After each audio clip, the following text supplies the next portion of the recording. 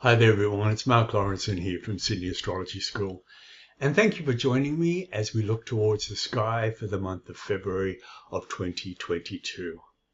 So what I want to look at this month is a conjunction, and it's the conjunction between two of the personal planets, and the ones I'm talking about are Mars and Venus. Okay, so here we have the god of war coming into fusion with the goddess of love and beauty. Okay, so we've got a very, very interesting energy of two planets that are basically the antithesis of each other, coming together in a way where their energies are molding together. And it's up to us to be able to understand what this is going to mean in our lives, and of course, how best to work with it. So before I get into talking about the energies and what the energies have for us, let's have a look at some of the dates, okay? So this is happening, well, Venus has just come out, hasn't it? Just come out of her retrograde. She's been retrograding for the last 6 weeks. And she's just come out of the retrograde now, so she's slowly turning direct as we speak. Okay, so she comes into 3 degrees of Mars between February the 5th and March 24. So it's a very, very long period of time. And she's within 1 degree. Mars and Venus are at partile, meaning exact, or at 1 degree away from each other between February 11 and March 16. So it's quite a while. It's quite a while for two relatively fast-moving planets to be hanging around with each other. Now, back in the early 90s, a psychologist by the name of John Gray wrote a book called Men Are from Mars and Women Are from Venus. It was a very, very popular book. But I know, in my experience, I know a lot of women who are from Mars and a lot of men who are from Venus. So I want to talk a little bit about what that means as well. Because this Mars-Venus thing, even though we're talking about yin meets yang, or the archetypal masculine meeting the archetypal feminine, isn't necessarily going to be about the actual sexes, meaning all women are going to be more Venusian and all men are going to be more Martian. That doesn't actually happen because we are both. We have both of these energies running through our systems. And it's about understanding how we need to use them and use them well, regardless of what sex we are, okay? So the interesting thing was, if you're into mythology, in mythology, Mars, Aries, had a torrid affair with Aphrodite, Venus, for quite a long time while she was married. So they were lovers. They were lovers for a long period of time. And of course, it had to be kept under wraps to a certain degree because she was married. So you get a feeling of the Mars-Venus connection going down a very sexual road, don't you? Just the feeling of understanding the drive and Mars ruling our sex drive and the Venus need for love coming together. Do you want to say your passion or your lust or your sex drive or your libido is going to be slightly higher than usual over this period of time? And what I want to say is, you're going to have to be careful, for want of a better word, with how you use it. Basically, the interesting thing is that there's going to be some people who err more towards the Mars and others who err more towards the Venus, astrologically, Possibly people who've got a lot more fire and air in their charts, with the exception of Libra, of course, will probably err towards Mars. People with a lot more water and earth in their charts, with the exception of Scorpio, of course, will probably err towards Venus. But that's not necessarily a cut and dried thing. It's just an energetic assumption, okay?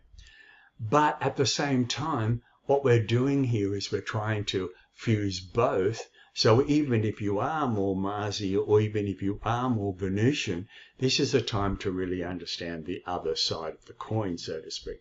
And that's what I wanted to say about women needing to really understand their Mars a little bit more, and men needing to understand their Venus a little bit more. Or if you're a Marsy woman, to understand your Venus, or if you are a Venusian man, to come into a little bit more of your Mars over this period of time. Okay, so apart from our sex drives, apart from our need for that kind of attraction and needing to get into bed with somebody, what does it all mean? What does it really all mean? So let's look at what's behind all this, because if there is if it does feel like the volume of that energy is being turned up, I always think, why? Now, Mars is always out to win. Mars loves to be challenged. Mars loves to triumph. So maybe there's something in the relationship area of your life that you want to triumph over, that there might be a conquest of sorts going on here for you. So it's a good idea to have a good look at what that could mean for you. And if you're fighting for something, or if you're being challenged by somebody else over this period of time, how good is it going to be to keep fighting, or how good is it going to be to want to get on top of this person, figuratively, not literally, to actually start to, maybe the Venus in you needs to come out a little bit more. You know what I mean? Maybe the Venus need for connection and sharing. You might need to look at that side of it a little bit more. If you're more Venusian, you know what I mean? People who are highly Venusian often come across as very needy in a way. They need love, they need attention, they need validation.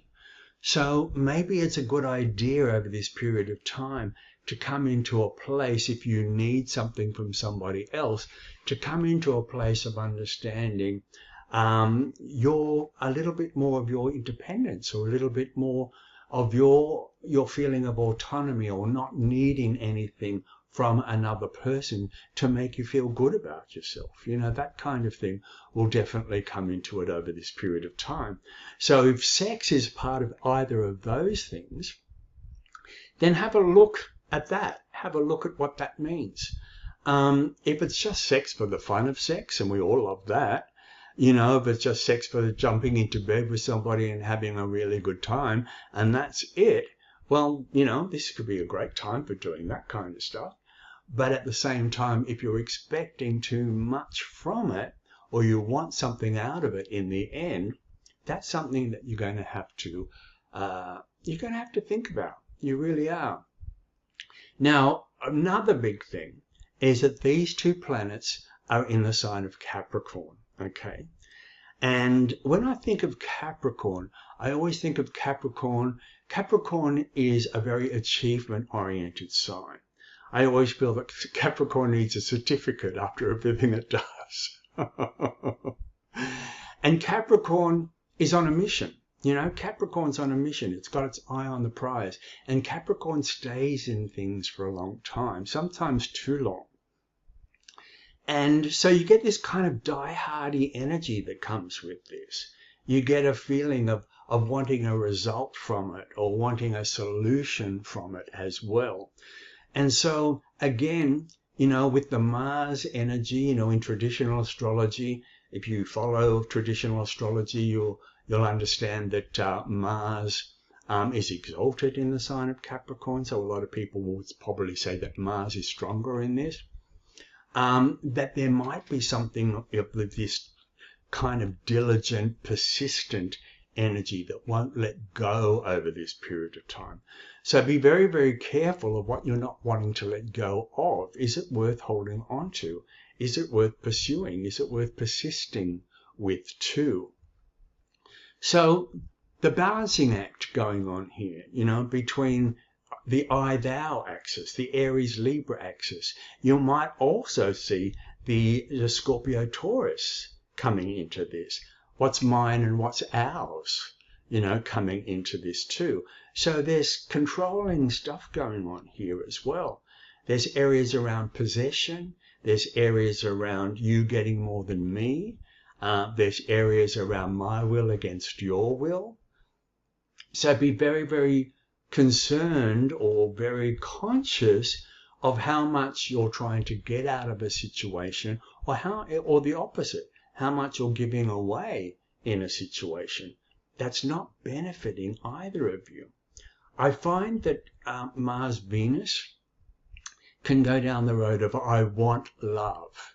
I want love. That becomes a priority, and I'm going to go out and make sure that I get it, that kind of thing. So again, wanting love is a good thing. You know what I mean? We all love love. But again, what kind of love are you after? What kind of love do you want? Because this could turn into a really cheap drama. It could turn into, Love Island on wheels, that kind of thing. You have to be really careful of the love that you're looking for or the love that you're after, because again, if you're after a conquest, or if you're after somebody to tell you how beautiful you are or validate you in some kind of way, I always think, you're going to be heading into territory. But if it's love for all the right reasons, and when I say love for all the right reasons, I mean, if you want to open your heart up to somebody, if you want to share yourself with somebody in a really positive way and include them into your life in a way where both of you are benefiting from this beautiful feeling with being with each other, and the Mars is just the lusty, passionate side of it, that's fantastic. Enjoy it. Go for it. Have a ball. That kind of thing I feel would really, really work. You might find this in the money area of your life as well. Mars-Venus can actually go down the road of controlling, or any areas to do with who's got more than me and I've got more than them, and the sharing of money, or the sharing of possessions, or the sharing of stuff can go down with this too. Just be very, very conscious of the sharing element of this when I underscore sharing, because Mars does want what it wants, but it has to be very, very conscious of being able to give and take when it is with Venus. And so it's a win-win kind of situation here. It's a feeling of I've got what I need and you've got what you need, and so we're both happy. That kind of feeling is really, really important for Mars-Venus time as well. So whatever house it's going through, it's going to be going through a particular house in your chart. That particular house, the area, the particular geographical area of life will be highlighted, of course, by these two planets. But what I want to underscore more than anything else with this is to be able to see how the high side of Mars and the high side of Venus can actually come together in a way that can actually produce something quite wonderful and beneficial for you. Now, when I say that, I'm always wanting to say that Venus's need for security and love and connection and beauty and harmony is so important for us. It's so important for every single person on the planet. It really is. And Mars's need to step up to the plate and to be courageous and to get what it needs and get what it wants and make something happen is what it's all about. So if you want to make something happen, if you want to actually be brave enough or courageous enough to be able to get this conjunction going in your life, then do it in a way where you can actually bring Venus's love and beauty and connection and artistry. If you're an artist, if you're a creator of some sort, this connection, this conjunction is fantastic for you over this period of time too. So put that energy, put that Marsy energy, put the fire in your belly and the fuel in your tank, and bring the love into your life that you really want for all the right reasons over this period of time. And you watch how beautiful the next few weeks are going to be for you.